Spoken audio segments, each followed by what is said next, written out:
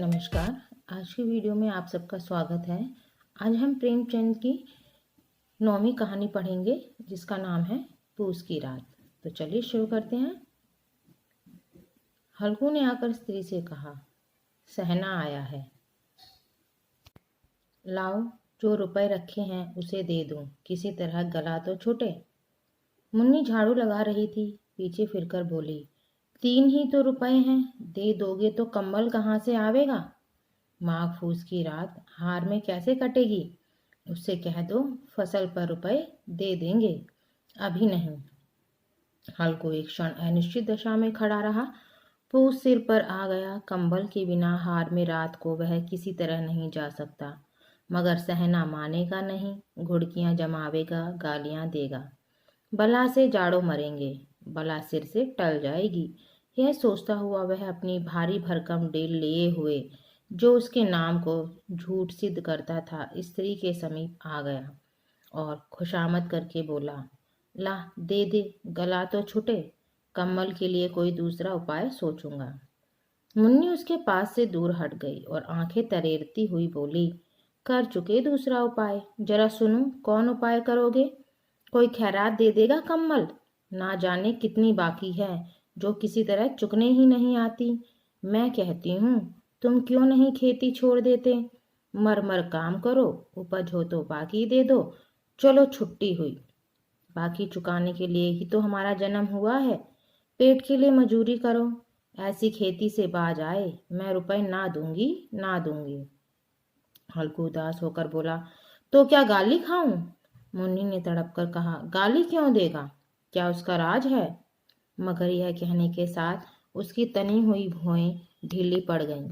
हल्कू के उस वाक्य में जो कठोर सत्य था, वह मानो एक भीषण जंतु की भांति उसे घूर रहा था।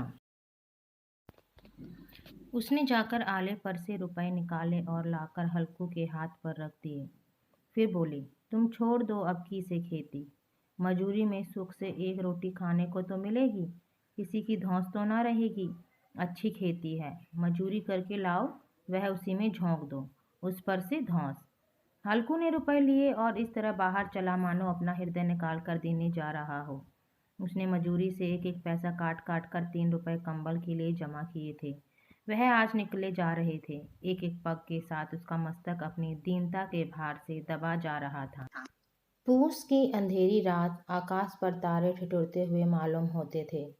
हल्कू अपने खेत के किनारे ऊख के पत्तों की एक छतरी के नीचे बांस के खटोले पर अपनी पुरानी गाढ़ी की चादर ओढ़े कांप रहा था।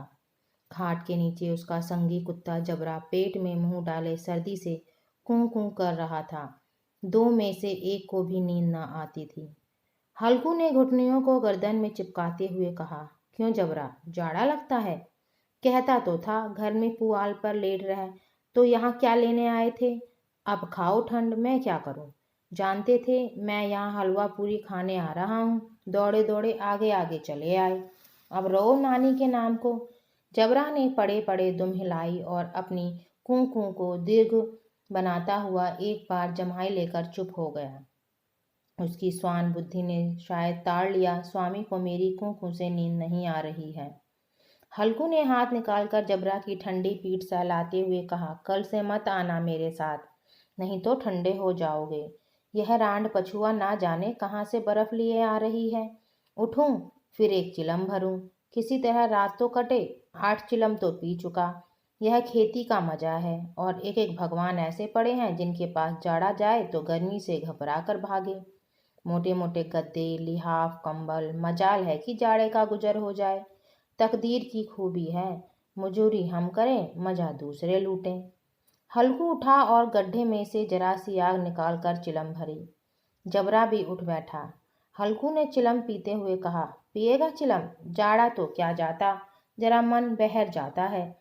जबरा ने उसके मुंह की ओर प्रेम से झलकती हुई आंखों से देखा। हल्कू ने कहा, आज और जाड़ा खा ले, कल से मैं यहाँ पुआल बिछा दूंगा, उसी में घुस कर बैठना, तब जाड़ा ना लगेगा। जबरा ने अगले पंजे उसकी घुटनियों पर रख दिए और उसके मुंह के पास अपना मुंह ले गया। हल्कू को उसकी गर्म सांस लगी। चिलम पीकर हल्कू फिर लेटा और निश्चय करके लेटा कि चाहे कुछ हो अब की सो जाऊंगा। पर एक क्षण उसके हृदय में कंपन होने लगा।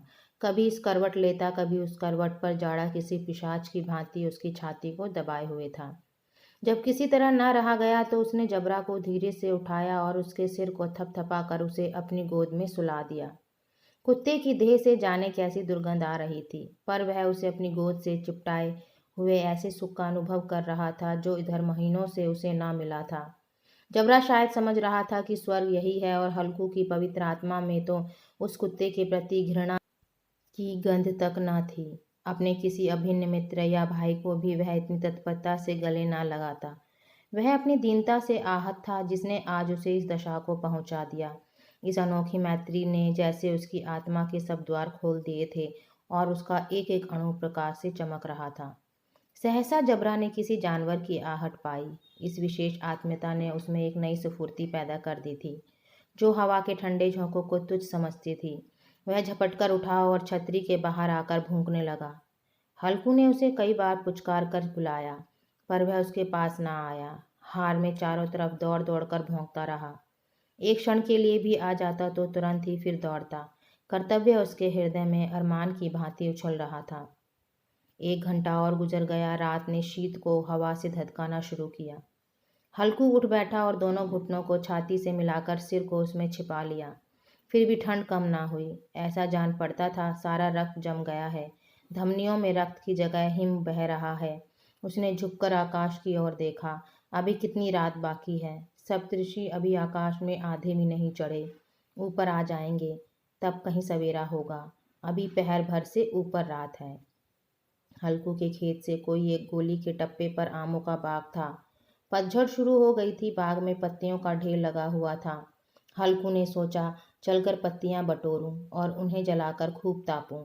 रात को कोई मुझे पत्तियां बटोरते देखे तो समझे कोई भूत है। कौन जाने कोई जानवर ही छिपा बैठा हो, मगर अब तो बैठे नहीं रहा जाता।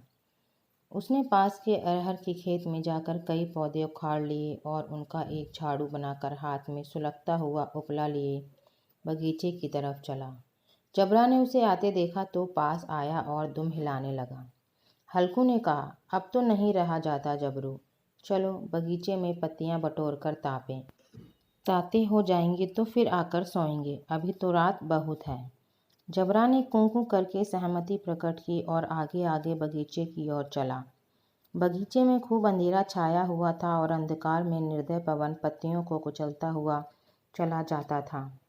वृक्षों से ओस की बूंदें टप टप नीचे टपक रही थीं। एकाएक एक झोंका मेहंदी के फूलों की खुशबू लिए हुए आया। हल्कू ने कहा, कैसी अच्छी महक आई जबरू, तुम्हारी नाक में सुगंध आ रही है। जबरा को कहीं ज़मीन पर एक हड्डी पड़ी मिल गई थी, उसे निचोड़ रहा था। हल्कू ने आग ज़मीन पर रख दी और पत्तियां बटोरने लगा। जरा देर में पत्तियों का एक ढेर लग गया। हाथ ठिठुरे जाते थे, नंगे पांव गले जाते थे और वह पत्तियों का पहाड़ खड़ा कर रहा था। इसी अलाव में वह ठंड को जलाकर भस्म कर देगा। थोड़ी देर में अलाव जल उठा। उसकी लौ ऊपर वाले वृक्ष की पत्तियों को छू छू कर भागने लगी। उस अस्थिर प्रकाश में बगीचे के विशाल वृक्ष ऐसे मालूम होते थे मानो उस अथाह अंधकार को अपने सिरों पर संभाले हुए हों। अंधकार के उस अनंत सागर में यह प्रकाश एक नौका के समान हिलता मचलता हुआ जान पड़ता था।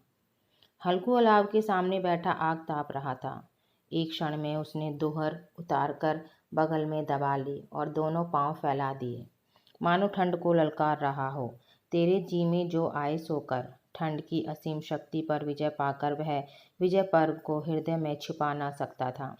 उसने जबरा से कहा, क्यों जब्बर, अब ठंड नहीं लग रही है। जबरा ने कूं कूं करके मानो कहा, अब क्या ठंड लगती ही रहेगी, पहले से यह उपाय ना सूझा, नहीं इतनी ठंड क्यों खाते। जबरा ने पूंछ हिलाई। अच्छा आओ इस अलाव को कूद कर पार करें, देखे कौन निकल जाता है। अगर जल गए बच्चा तो मैं दवा ना करूँगा। जबरा ने उस अग्नि राशि की ओर कतार नेत्रों से देखा। मुन्नी से कल ना कह देना, नहीं तो लड़ाई करेगी। यह कहता हुआ वह उछला और अलाव के ऊपर से साफ निकल गया। पैरों में जरा लपट लगी, पर वह कोई बात ना थी। जबरा आग के गिर्द में घूमकर उसके पास आ खड़ा हुआ। हल्कू ने कहा, चलो चलो, यह सही नहीं, ऊपर से कूद कर आओ। वह फिर कूदा और अलाव के इस पार आ गया। पत्तियां जल चुकी थीं। बगीचे में फिर अंधेरा छाया था। राख के नीचे कुछ कुछ आग बाकी थी, जो हवा का झोंका आ जाने पर जरा जाग उठती थी, पर एक क्षण में फिर आंखें बंद कर लेती थी। हल्कू ने फिर चादर ओढ़ ली और गर्म राख के पास बैठा हुआ एक गीत गुनगुनाने लगा। उसके बदन में गर्मी आ गई थी, पर ज्यों-ज्यों शीत बढ़ती जाती थी, उसे आलस्य दबाए लेता था। जबरा जोर से भौंककर खेत की ओर भागा। हल्कू को ऐसा मालूम हुआ कि जानवरों का एक झुंड उसके खेत में आया है। शायद नील गायों का झुंड था। उनके कूदने दौड़ने की आवाज़ें साफ कान में आ रही थी। फिर ऐसा मालूम हुआ कि वह खेत में चर रही हैं। उनके चबाने की आवाज़ चर-चर सुनाई देने लगी। उसने दिल में कहा, नहीं, जबरा के होते हुए कोई जानवर खेत में नहीं आ सकता, नोच ही डाले। मुझे भ्रम हो रहा है। कहाँ, अब तो कुछ नहीं सुनाई देता। मुझे भी कैसा धोखा हुआ। उसने जोर से आवाज़ लगाई, जबरा जबरा। जबरा भौंकता रहा, उसके पास ना आया। फिर खेत के चरे जाने की आहट मिली। अब वह अपने खेत को धोखा ना दे सका। उसे अपनी जगह से हिलना जहर लग रहा था। कैसा दंदाया हुआ था। इस जाड़े पाले में खेत में जाना, जानवरों के पीछे दौड़ना, असूझ जान बैठा पड़ा। वह अपनी जगह से ना हिला। उसने जोर से आवाज़ लगाई, लिहो लिहो लिहो। जबरा भौंक उठा। जानवर खेत चर रहे थे। फसल तैयार है। कैसी अच्छी खेती थी, पर ये दुष्ट जानवर इसका सर्वनाश किए डालते हैं। हल्कू पक्का इरादा करके उठा और 2-3 कदम चला, पर एकाएक हवा का ऐसा ठंडा चुभने वाला बिच्छू के डंक सा झोंका लगा कि वह फिर बुझते हुए अलाव के पास आ बैठा और राख को कुरेद कर अपनी ठंडी देह को गरमाने लगा। जबरा अपना गला फाड़े डालता था, नील गाय खेत का सफाया किए डालती थी और हल्कू गर्म राख के पास शांत बैठा हुआ था। अकर्मण्यता ने रस्सियों की भांति उसे चारों तरफ से जकड़ रखा था। उसी राख के पास गर्म जमीन पर वह चादर ओढ़कर सो गया। सवेरे जब नींद खुली तब चारों तरफ धूप फैल गई थी और मुन्नी कह रही थी, क्या आज सोते ही रहोगे? तुम यहाँ आकर रम गए और उधर सारा खेत चौपट हो गया। हल्कू ने उठकर कहा, क्या तू खेत से होकर आ रही है? मुन्नी बोली, हाँ, सारे खेत का सत्यानाश हो गया। भला ऐसे भी कोई सोता है? तुम्हारी मड़हैया डालने से क्या हुआ? हल्कू ने बहाना किया, मैं मरते मरते बचा। तुझे अपने खेत की पड़ी है। पेट में ऐसा दर्द हुआ कि मैं ही जानता हूँ। दोनों फिर खेत की डांड पर आए। देखा सारा खेत रौंदा पड़ा हुआ है और जबरा मड़हैया के नीचे चित लेटा है, मानो प्राण ही ना हो। दोनों खेत की दशा देख रहे थे। मुन्नी के मुख पर उदासी छाई थी, पर हल्कू प्रसन्न था। मुन्नी ने चिंतित होकर कहा, अब मजूरी करके माल गुजारी भरनी पड़ेगी। हल्कू ने प्रसन्न मुख से कहा, रात की ठंड में यहाँ सोना तो ना पड़ेगा। दोस्तों, आप सबको ये कहानी कैसी लगी? लाइक, शेयर और कमेंट करना। धन्यवाद।